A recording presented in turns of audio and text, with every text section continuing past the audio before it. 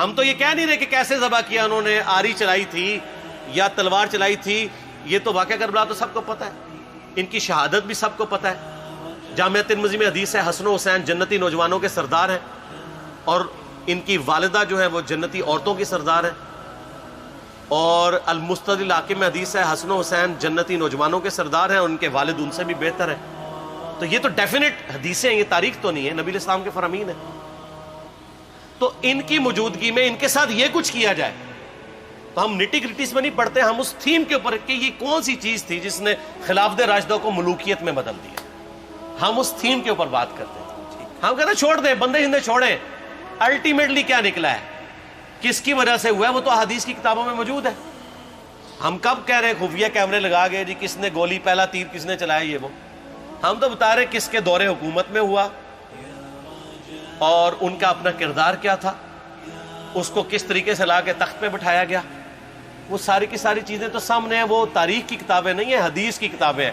اگر آپ کہتے ہیں کہ بخاری مسلم سے ہم نے صرف رفع الیدین کی حدیثیں لینی ہیں یا ایمانیات کی حدیثیں لینی ہیں اور باقی جو بخاری اور مسلم میں آل امیہ کی بدماشیوں کو ننگا کیا گیا ہے وہ ہم نے نہیں لینی ہے، تو سر پھر آپ اپنے آپ کو کلیئر کٹ، پھر ہم آپ سے واقعہ کربلا نہیں ڈسکس کریں گے، حجیت حدیث پہ بات کریں گے۔ آپ کو اپنے آپ کو منکرین حدیث کہنا پڑے گا، یہ آپ اسکروٹنگ کیسے کریں گے؟ اس سے بڑی بات مجھے یہ بتائیں کہ عظمت صحابہ بڑی چیز ہے یا عظمت محمد رسول اللہ صلی اللہ علیہ وآلہ وسلم؟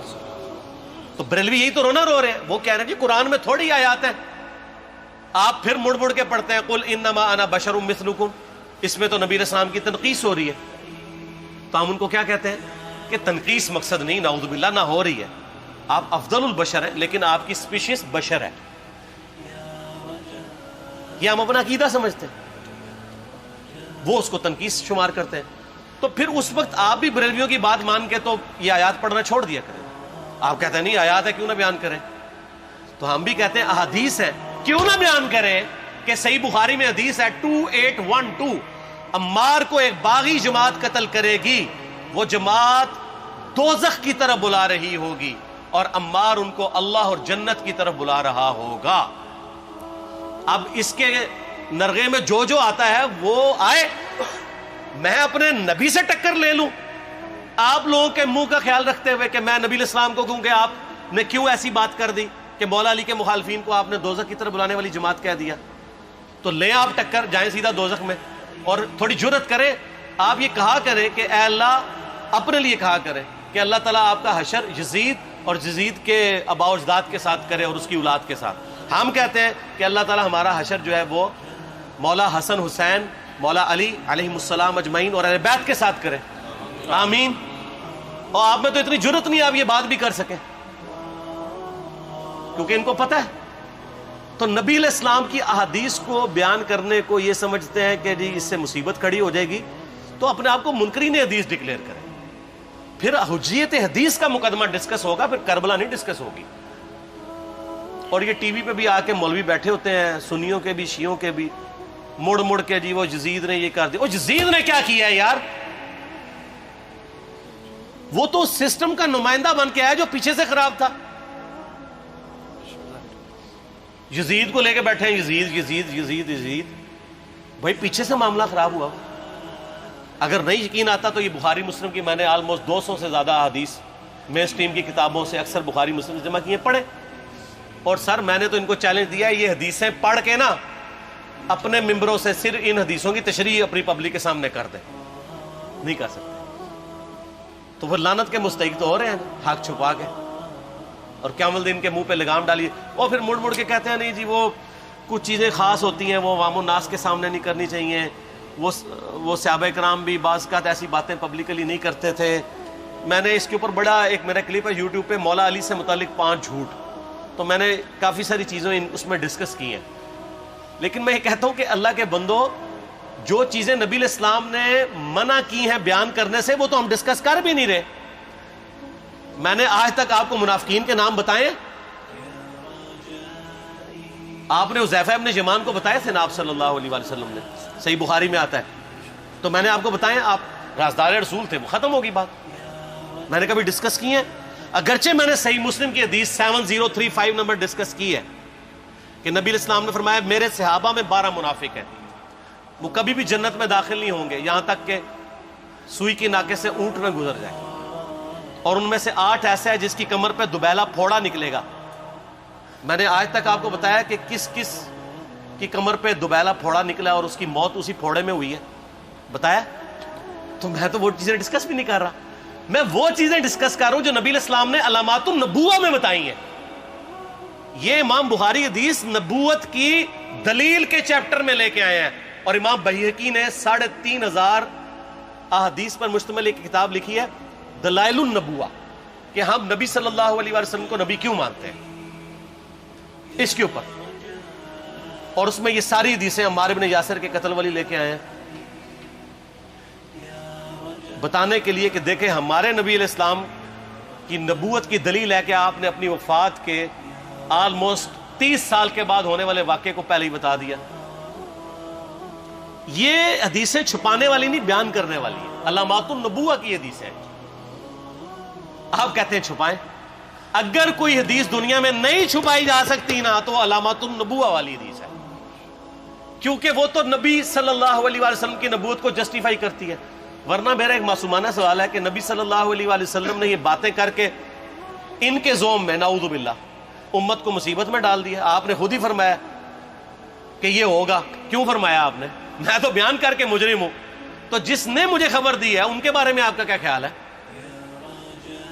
یہ مسند احمد کی حدیث یہ میں نے گھر بیٹھ کے بنائی ہے کہ میری بیوی کا کیا حال ہوگا جس پہ خوف کے کتے بھونکیں گے۔ تو سیدہ عائشہ سے مجھ سے زیادہ نبی علیہ السلام کو محبت تھی، لیکن آپ اللہ کے پیغمبر تھے، آپ نے اپنے گھر کی خبر بھی نہیں چھپائی، بتا دی کہ یہ ہوگا۔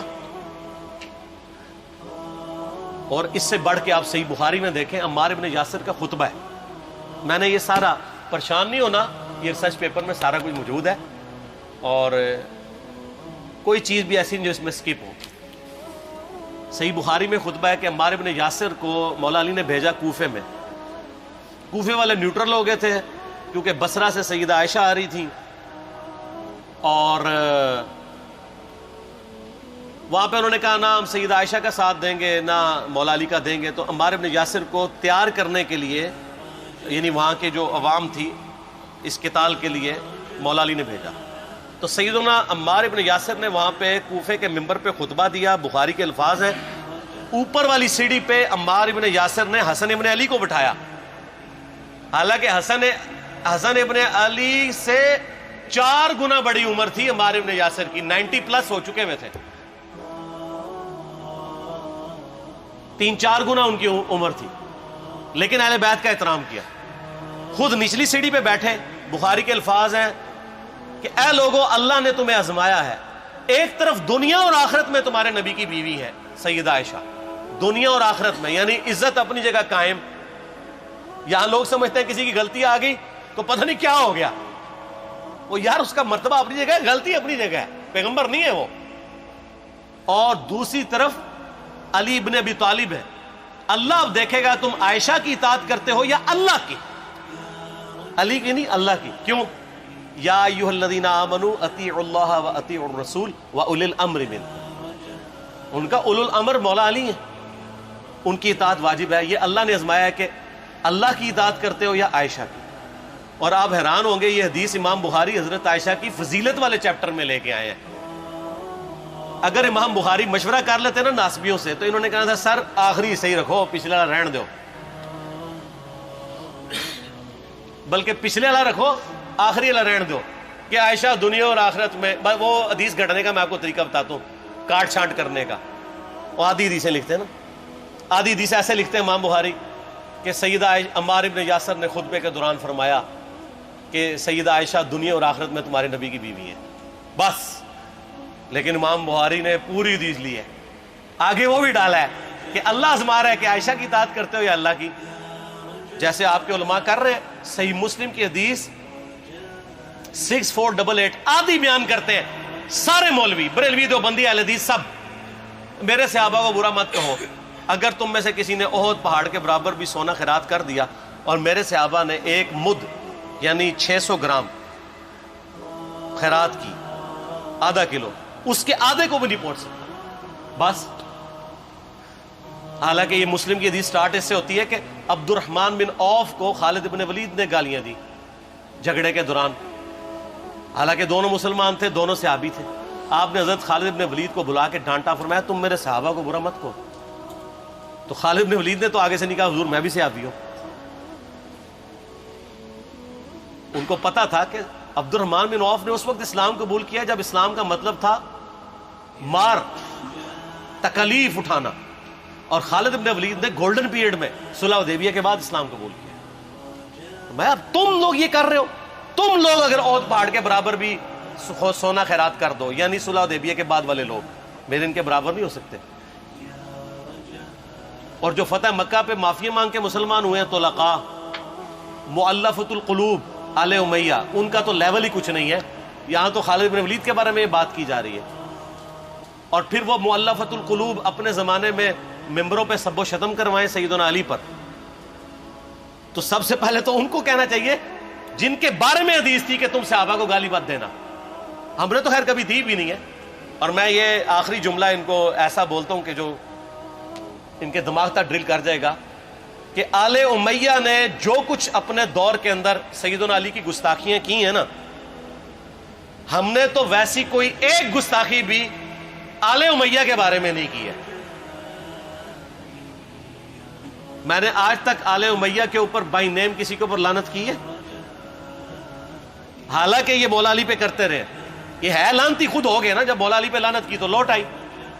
مسند ابی یعلا میں صحیح سند کے ساتھ حدیث موجود ہے، مسند احمد میں بھی موجود ہے کہ سیدنا علی کو جس نے گالی دی اس نے رسول اللہ کو گالی دی صلی اللہ علیہ وسلم.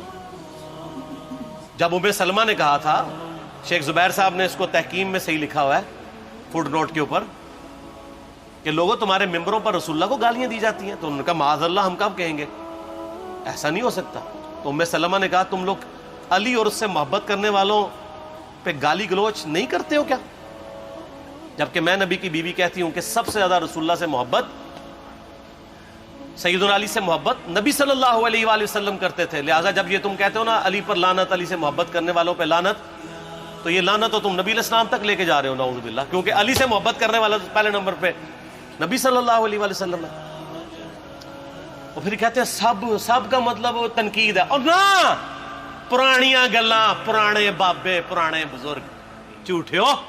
صحیح مسلم کھولو 6229 غدیر خم سے اگلی حدیث، لعن اللہ ابا التراب کے الفاظ ہیں، مٹی والے ابن ابی طالب پر لعنت، یہ الفاظ موجود ہیں. سب کا ترجمہ لعنت ہی ہے، تنقید نہیں ہے. اچھا پھر میرا معصومانہ سوال ہے کہ اس کا مطلب ہے صحابہ پہ تنقید کرنا اچھا کام ہے؟